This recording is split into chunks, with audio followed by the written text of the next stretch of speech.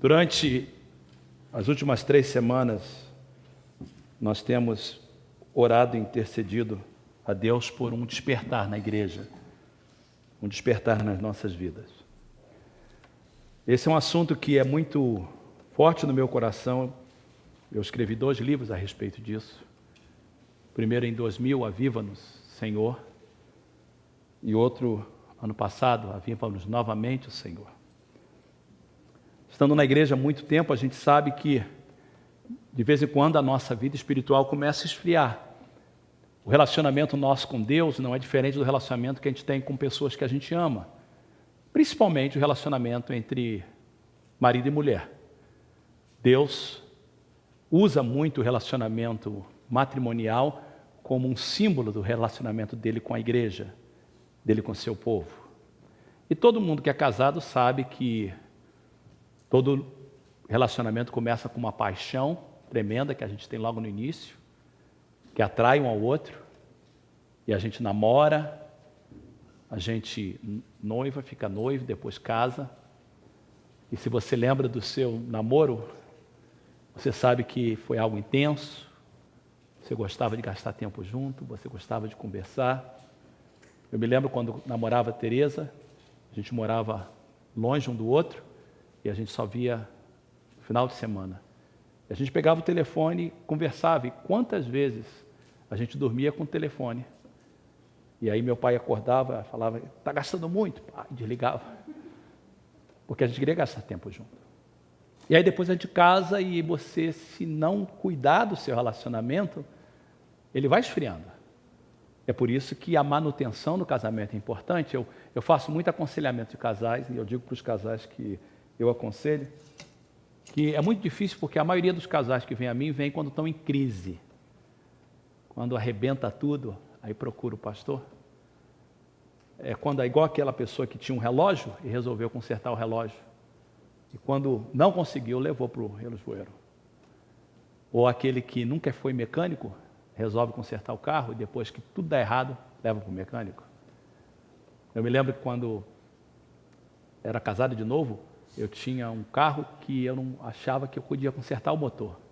Então um dia eu fui lá e desmontei todo o motor, mas não consegui botar de volta, porque eu não sou mecânico. Aí eu levei para o mecânico e me custou muito mais caro se eu tivesse levado antes. A manutenção é importante, a manutenção é mais importante do que qualquer outra coisa. E é por isso que a gente faz manutenção de carro, e é por isso que a gente tem que fazer manutenção de relacionamento. A nossa vida espiritual é a mesma coisa. Às vezes o nosso amor por Jesus começa a ficar frio e é nesse momento que ele chama a nossa atenção. E eu creio de todo o meu coração que Deus está chamando a atenção da sua igreja para um despertar. Deus está chamando a atenção da minha igreja, eu não posso falar de outras igrejas. Que Deus está chamando uma atenção, que Ele quer um despertar na nossa igreja. E por isso, como líder, o meu trabalho é chamar a igreja a esse despertar. Então, há 2 semanas atrás nós usamos 2 Crônicas 7:14, se meu povo que se chama pelo meu nome, se humilhar, orar, buscar a minha face e se arrepender, e se tornar dos seus maus caminhos. Eu ouvirei do céu, perdoarei os seus pecados e sararei a terra. Nós estamos vivendo em momentos que nós precisamos desse despertar de Deus. A igreja de Deus precisa de ser despertada, porque começa com o meu povo, que chama pelo meu nome. Então essa semana, depois da mensagem do pastor Joel, na sexta-feira passada e domingo, que diga de passagem, foi algo profundo de Deus. O Joel tem vindo aqui várias vezes, e quando eu trouxe porque eu sabia que ele estava passando por alguma coisa na igreja dele, que a gente precisava de ouvir. E Deus usou de uma forma tremenda. Então, nós chamamos a igreja para orar, como eu disse antes, e segunda, terça, quarta e quinta estivemos orando, e na quarta também à noite. Para quem não estava aqui, cada dia Deus nos falou de uma forma diferente. Na segunda-feira, Deus nos falou no Salmo 50, e é um salmo muito lindo, na tradução da Nova Linguagem de hoje. Eu só quero ler parte do Salmo 50, para que todo mundo saiba o que Deus está falando. Deus, o Senhor, Deus fala, Deus diz, escute meu povo que eu vou falar, eu vou ser testemunha contra você. Eu sou Deus, o seu Deus, Não vou repreendê-los por causa dos sacrifícios e das ofertas que vocês me trazem. No entanto, eu não preciso dos que vocês sempre me trazem. No entanto, eu não preciso dos touros das tuas fazendas, nem dos bodes dos seus rebanhos. Pois os animais da floresta são meus e também os milhares de cabeças de gado espalhados nas montanhas. Que a gratidão de vocês, olha isso, que a gratidão de vocês seja o sacrifício que oferecem a Deus. E que vocês deem ao Deus o sacrifício que o Altíssimo quer de vocês. Se me chamarem no dia da aflição, eu os livrarei e vocês me louvarão. Porém, Deus diz aos maus: que direito têm vocês de recitar as minhas leis e de falar a respeito da minha aliança? Vocês não querem que eu os corrija e não aceitam as minhas ordens. Vocês ficam amigos de cada ladrão que encontram e andam com pessoas adúlteras. Vocês estão sempre prontos para dizer coisas más e não pensam duas vezes antes de pregar mentiras. Estão sempre acusando seus irmãos e espalhando calúnias a respeito deles. Vocês fizeram essas coisas e eu fiquei calado, por isso pensaram que eu era igual a vocês. Porém agora vou repreendê-los, vou mostrar-lhes os seus erros. Vocês que esqueceram de mim, pensem bem nisso, para que eu não os destrua, sem que ninguém possa salvá-los. Aquele que me traz ofertas de gratidão está me honrando, e eu salvarei todos os que andam nos meus caminhos. Salmo 50. Tem pessoas que buscam profecia, a maior profecia é a palavra de Deus. Segunda-feira, Deus falou conosco claramente. Na terça-feira, nós viemos novamente, e eu confesso para vocês que não foi fácil.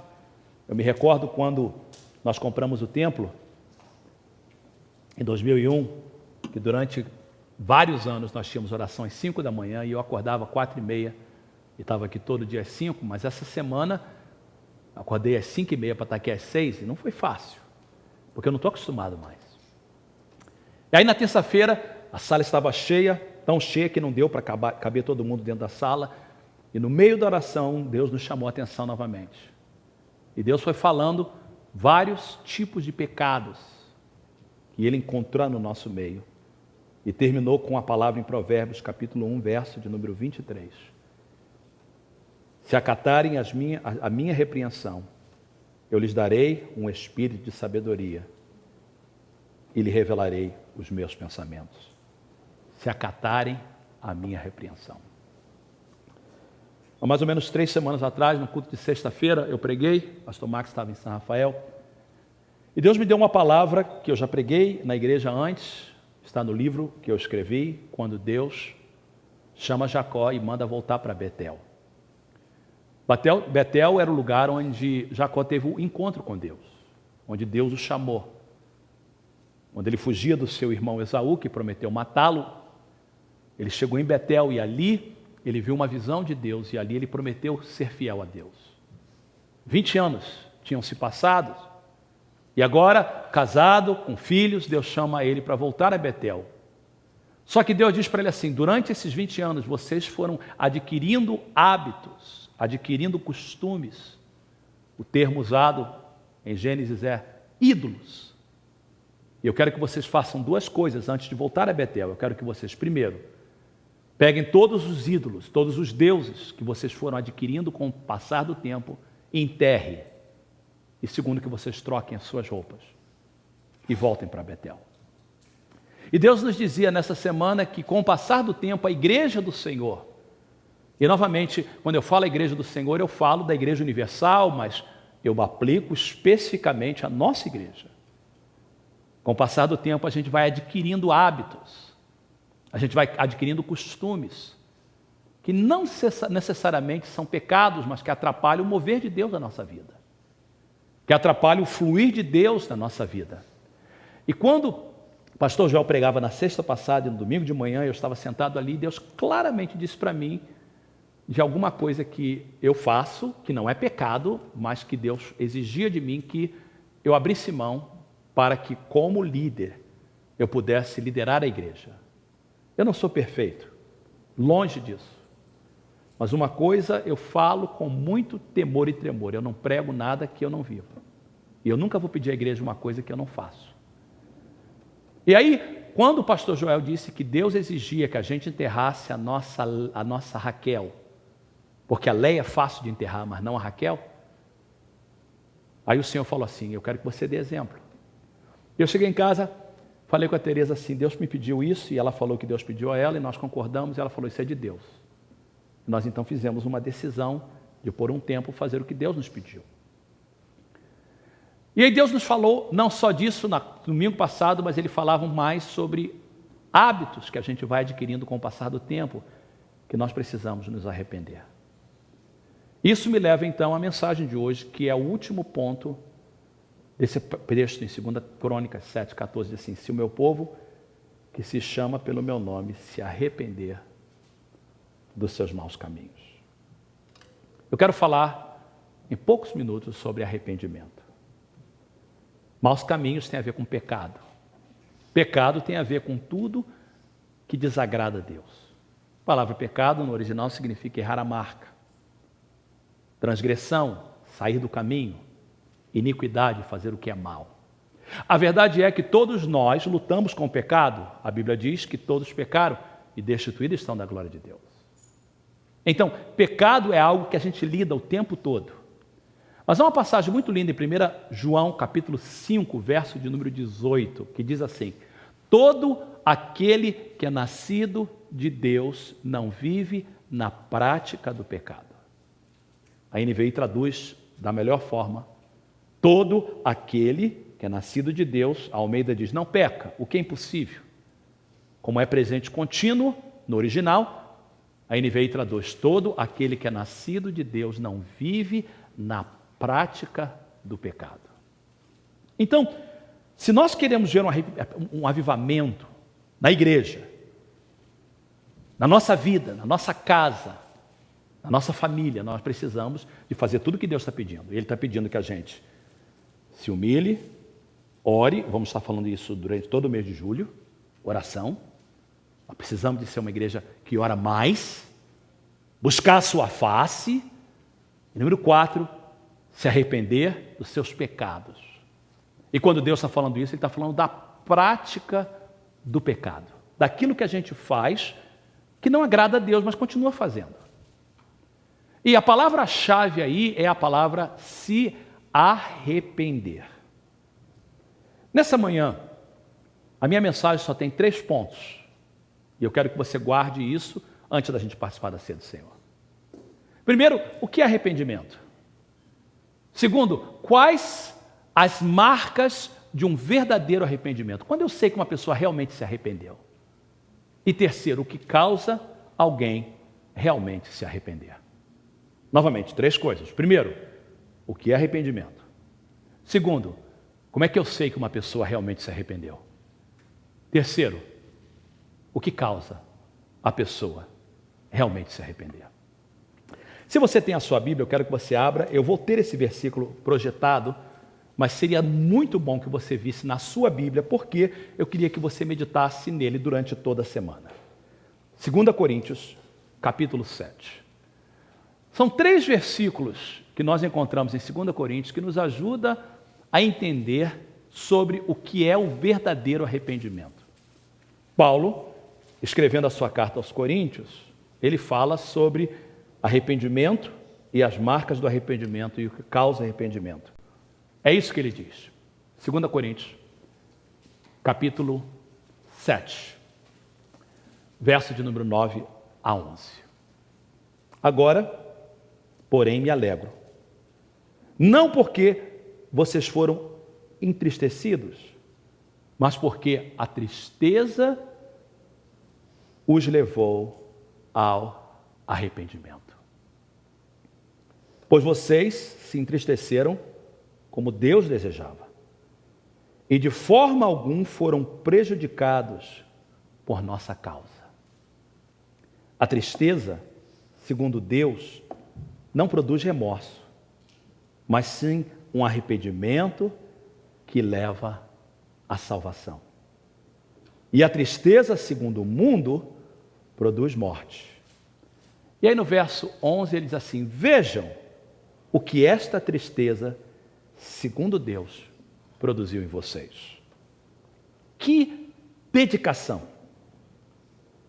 que desculpas, que indignação, que temor, que saudade, que preocupação, que desejo de ver a justiça feita.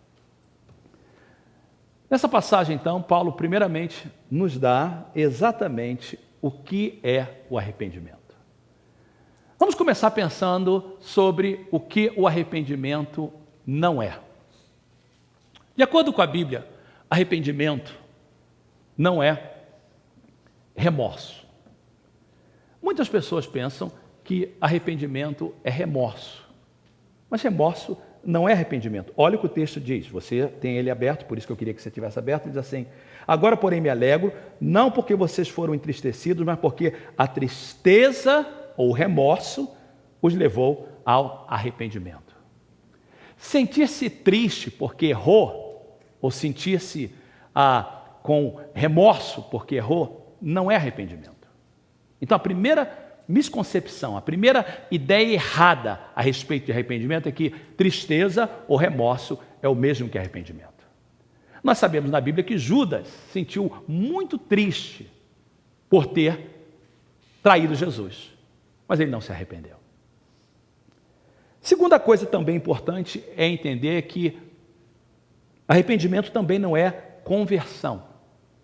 A gente pensa que porque uma pessoa se arrependeu, ela agora tem uma nova vida, ela agora se converteu, agora ela tem uma ideia diferente e por isso ela vive de forma diferente. Também não. Remorso é uma coisa, arrependimento é uma coisa, conversão é outra coisa. Pedro diz lá em Atos 3, arrependei-vos e produza frutos dignos do seu arrependimento. Se converta. Então, de acordo com a Bíblia, são 3 passos: remorso, tristeza, arrependimento e mudança. Só é possível haver mudança quando há arrependimento. E só é possível ter arrependimento quando há tristeza e remorso. A palavra arrependimento, no original, é a palavra metanoia. Meta significa mudança, noia é mente. Literalmente, se arrepender é mudar a maneira de pensar. É mudar a forma de pensar. Por isso que Paulo diz em Romanos que nós devemos ter a nossa mente transformada. Só se arrepende verdadeiramente uma pessoa que mudou a maneira de pensar. Quantas vezes, principalmente quando a gente tem um mover de Deus na igreja, pessoas vêm para o altar e choram. Pessoas vêm para o altar e dizem: Senhor, eu estou triste, Senhor, eu estou me arrependido. Mas não muda. É porque sentiu tristeza, sentiu remorso, mas não houve arrependimento. Quantas vezes eu ouço uma esposa falar para mim: meu esposo diz que está triste, diz I'm sorry, diz me desculpa, me pede perdão, mas faz a mesma coisa. Ou às vezes é o esposo que reclama da esposa. Ele vem para mim, diz I'm sorry, mas continua a mesma coisa. Por quê? Sentiu tristeza, mas não mudou de mente. Não mudou a maneira de pensar. Deus não está nos chamando para sentir tristeza. Deus está nos chamando para nos arrependermos. Nós brasileiros somos altamente emotivos. Isso faz parte do nosso DNA, da maneira que nós somos latinos. É um pouquinho do africano, um pouquinho do português, um pouquinho do índio, do brasileiro. E nós somos emotivos. A gente se alegra com tudo, a gente pula para o futebol, a gente pula para aquilo, pula para aquilo. E na igreja é a mesma coisa, a gente sente às vezes uma emoção tremenda e a gente confunde a emoção com o trabalho de Deus na nossa vida. Queridos, eu estou mais preocupado com a mudança da forma de pensar do que com choro. E nós estamos chamando a igreja para um arrependimento verdadeiro. E o arrependimento só acontece quando há mudança da forma de pensar. Isso é arrependimento. Como é que eu sei que uma pessoa realmente se arrependeu? Quais são as marcas de um verdadeiro arrependimento? Olha o versículo que eu tenho para vocês ali. Paulo diz assim, olha, que dedicação, que desculpas, que indignação, que temor, que saudade, que preocupação, que desejo de ver a justiça feita. Eu coloquei em negrito para vocês porque cada uma dessas palavras descreve exatamente os sinais de uma pessoa verdadeiramente arrependida. A primeira palavra é que dedicação. A palavra no original para dedicação é a palavra zelo. Uma pessoa que realmente é genuinamente arrependida tem zelo para fazer o que é certo. Quando Zaqueu se arrependeu, o que ele fez? Qual foi a primeira coisa que ele fez? Eu prometo dar tudo o que eu roubei de volta. Um zelo para fazer o que é certo. Quando Paulo se arrependeu de perseguir, ele se tornou um perseguido. Quando um esposo, uma esposa realmente se arrepende, ela tem uma dedicação de fazer o que é certo. Quando um crente realmente se arrepende, ele tem o desejo de fazer o que é certo. Um zelo. A segunda palavra que Paulo usa, essa precisa de ajuda, porque a tradução é péssima. Que desculpas. Parece que Paulo está dizendo que as pessoas estão se desculpando pelo seu pecado e a gente precisa então de ir no original para entender o que ele quer dizer. A palavra no original para desculpa é a palavra apologia, da onde nós tiramos a palavra em português apologética. O problema é que existe uma palavra, principalmente no inglês, apology, que também vem dessa palavra. Então, quando a NVI traduziu, ela traduziu como desculpa. Mas a palavra no original não é isso. Apologia ou apologética é quando uma pessoa faz uma defesa da fé. Um apologeta é uma pessoa que defende a sua fé. O que Paulo está dizendo é o seguinte: a marca de uma pessoa verdadeiramente arrependida é uma pessoa que sabe o que fez errado e sabe o porquê ela deve fazer certo. Ela não justifica. O oposto disso seria que justificação. Uma pessoa arrependida, ela não justifica o seu erro. Eu fiz isso porque minha mãe me criou dessa forma. Eu fiz isso porque você fez isso. Não, uma pessoa realmente arrependida, ela não dá desculpa, mas ela entende exatamente, ela faz apologia, porque ela fez errado. E ela diz, agora eu tenho que fazer certo por essa e essa razão. Essa é uma característica de uma pessoa arrependida. Terceira característica, ele diz assim, que indignação. Uma pessoa que realmente arrependeu de um pecado, ela tem uma indignação, e a palavra indignação significa raiva. Ela tem uma ira, talvez raiva não seria a melhor palavra, ira, por aquilo que um dia prendeu ela. Uma pessoa que realmente se arrependeu de viver uma vida de alcoolismo, ela não consegue mais ver o álcool. O pastor Nazareno, o pastor nosso, e o pastor Nazareno tem um testemunho fabuloso, fabuloso de vida cristã, como Deus o trouxe, e eu respeito e o amo muito. E o pastor Nazareno me conta que ele não consegue ver bebida de jeito nenhum. Vinho, qualquer tipo de bebida. Nós íamos a Portugal junto e eu falei para ele, ele disse, não tem condição para mim. E ele me explicou o porquê. Ele disse assim, porque eu vim de uma vida dessa. Eu vim de uma vida de bebida e isso destruiu a minha vida. E quando Jesus me salvou, ele me salvou para sempre. E ele tem uma indignação terrível por qualquer tipo de bebida alcoólica, ao ponto de ser muito estrito, muito severo contra qualquer tipo de bebida alcoólica. Uma pessoa, por exemplo, que veio do catolicismo romano, de uma idolatria, quando realmente se arrepende, não aguenta nenhum tipo de idolatria, porque houve uma indignação. O que acontece é que pessoas dizem que estão arrependidas dos pecados, mas voltam a ele totalmente. É porque ainda não se arrependeram. Pessoas que lutam, por exemplo, com pornografia e volta novamente, não se arrependeu, porque se arrependesse, teria uma indignação a qualquer tipo de pornografia. Quarta palavra, que temor. Que temor. Quarta característica de uma pessoa realmente arrependida é um temor saudável de Deus. Quando eu fui criado na igreja pelos meus pais, eu fui criado de uma forma muito legalista. E porque a gente era muito legalista, a gente tinha um temor, um alto temor, ao ponto até mesmo de às vezes ter medo de Deus. E isso não era saudável, mas nos ajudou de alguma forma. Eu me lembro que a Bíblia, por exemplo, o livro, a Bíblia, não podia ser colocado em cima de uma televisão. Lá em casa não podia se colocar nada em cima da Bíblia. A Bíblia tinha que estar sempre em cima de qualquer outra coisa. Quando a gente entrava na igreja, nossos pastores nos ensinavam que a primeira coisa que fazia era se ajoelhar e orar. E quando a gente fazia isso, havia um temor de Deus. Eu não subia no púlpito de jeito nenhum. Subir no púlpito para nós, o púlpito era o lugar mais santo da igreja. E na nossa igreja, nós nunca subiríamos no púlpito por causa havia um temor tremendo. Eu creio que isso era exagero de certa forma, mas eu fico pensando no que nós estamos hoje. As pessoas hoje não têm temor de nada, irmãos. Não têm temor de Deus, não têm temor de quebrar os mandamentos de Deus.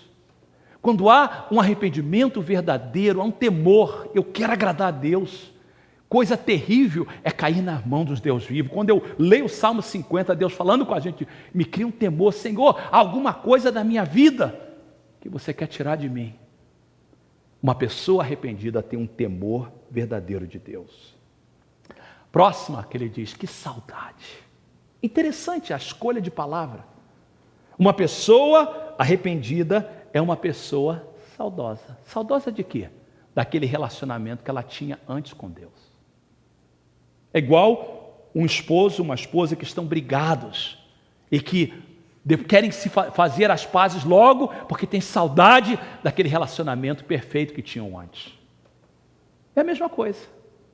O pastor Joel fazia a pergunta na semana passada se na sua vida houve um momento que você foi mais espiritual, que você sentia mais a presença de Deus. Se arrependa, tenha saudade. Uma pessoa arrependida é uma pessoa que tem vontade de voltar àquele relacionamento com Deus. Próxima palavra, que preocupação. Preocupação em agradar a Deus. Preocupação em fazer o que Deus quer. Preocupação em não fazer nada contrário à vontade de Deus. E por último ele diz, que desejo de ver a justiça feita. Que desejo de fazer o que é certo. Essas são as verdadeiras características de pessoas arrependidas. Arrependimento não é quando a pessoa é apática, quando ela justifica, quando ela chora. A Bíblia diz no livro de Atos, Paulo diz no capítulo 26 de Atos, que a gente deve se arrepender e produzir frutos dignos do nosso arrependimento. Uma pessoa arrependida tem características que Paulo nos dá do arrependimento. Para terminar, o que traz ou produz o verdadeiro arrependimento? Olha o texto. A tristeza, segundo Deus, não produz remorso, mas sim um arrependimento, que leva à salvação. E a tristeza, segundo o mundo, produz a morte. Existem dois tipos de remorsos, ou dois tipos de tristeza. Uma segundo Deus e outra segundo o mundo. Qual é a diferença? A tristeza segundo o mundo é egocêntrica. O presidente dos Estados Unidos, Bill Clinton, foi pego em pecado dentro da Casa Branca. E ele foi pego então, e por isso ele se arrependeu.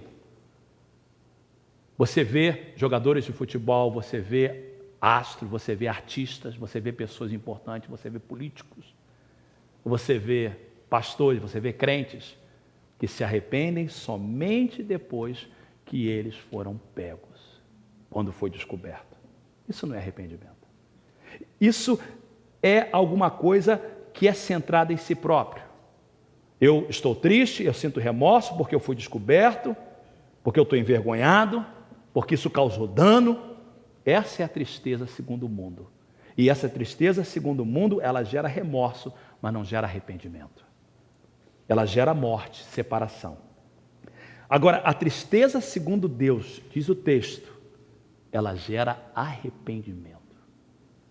A tristeza segundo Deus, irmãos, é uma obra do Espírito Santo, é chamado na Bíblia de convicção. E todos nós sabemos o que é. Quando o Espírito Santo vem dentro de nós e a gente sabe exatamente, eu fiz o que não devia fazer, eu falei o que eu não devia falar, e por causa disso, Senhor, eu me arrependo. A beleza de tudo isso é que a Bíblia diz que se o meu povo que se chama pelo meu nome se arrepender dos seus maus caminhos, eu ouvirei do céu, perdoarei os seus pecados e sararei a vossa terra. Tudo que Deus quer de nós, irmãos, é um coração quebrado e contrito. A esse, diz Deus, eu não rejeitarei. Feche os seus olhos, curva a sua cabeça, por favor.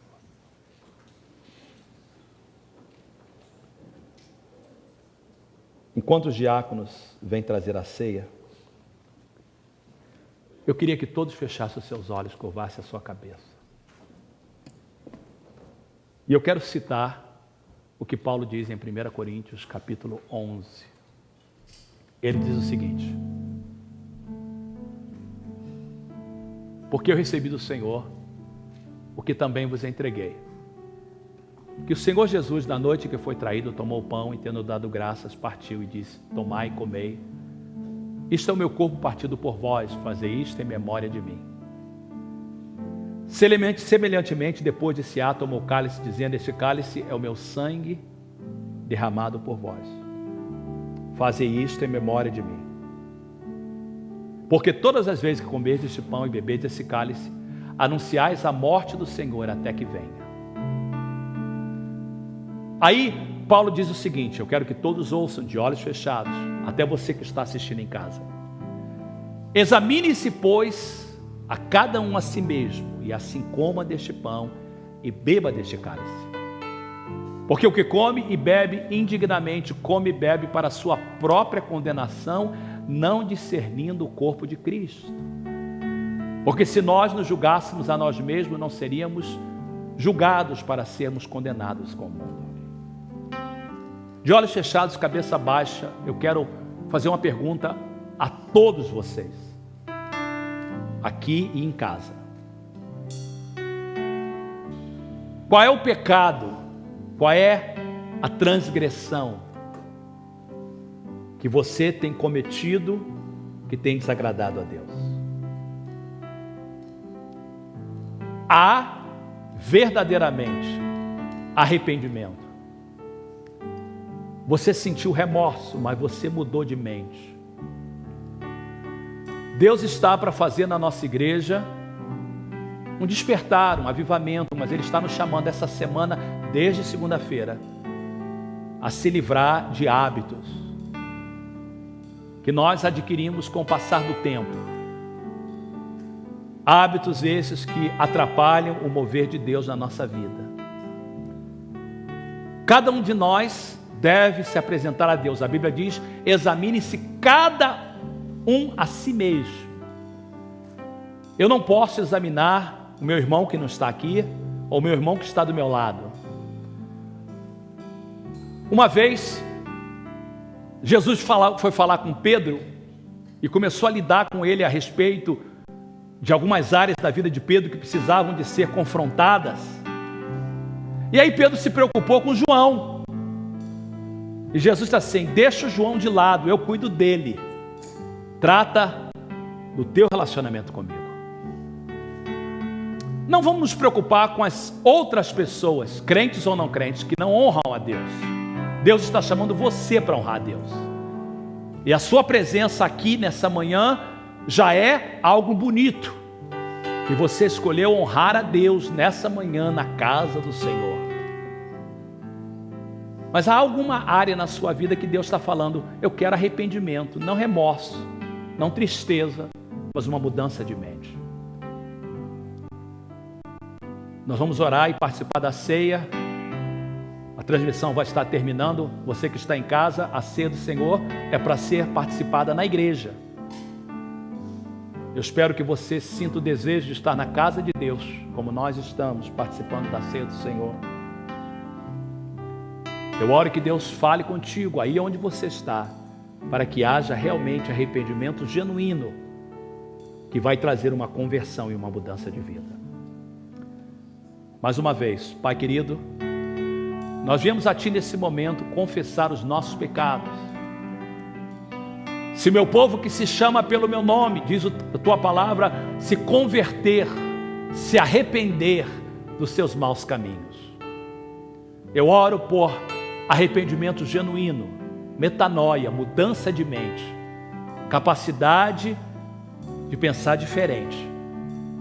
Como nós vimos, Senhor, nas características apresentadas por Paulo de um verdadeiro arrependimento. Obrigado por ter falado conosco nessa manhã. Prepara-nos para participar da ceia do Senhor, em nome de Jesus. Amém e amém.